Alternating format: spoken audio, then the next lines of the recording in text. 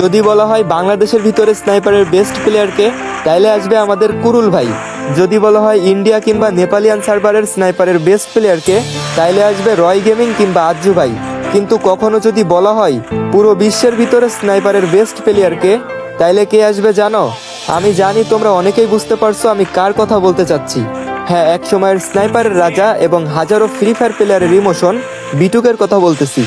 B2K মাত্র 3টা অক্ষরের নাম হলেও এই নামের সাথে মিশে আছে আমাদের ওল্ড ফ্রি ফায়ার, যার গেম প্লে দেখে আমার মতো হাজারো প্লেয়ার স্নাইপার চালানোর সাহস করেছে। যার নাম শুনে ভয় পায়নি এমন প্লেয়ার 2019-20 সালে ছিলই না। সে আর কেউ না, আমাদের এই স্নাইপার লিজেন্ড B2K। গাইস, তোমরা কি জানো পুরো ফ্রি ফায়ারের ইতিহাসে B2K একমাত্র যে কখনো কারোর সাথে ভার্সেস করতে একটুও ভয় পায়নি। বিপরীত সাইডে যতই হ্যাকার লেভেলের প্লেয়ার থাকুক না কেন, B2K তাদের সাথে ভার্সেস করতো এবং সেই ম্যাচটা জিতেও যেত।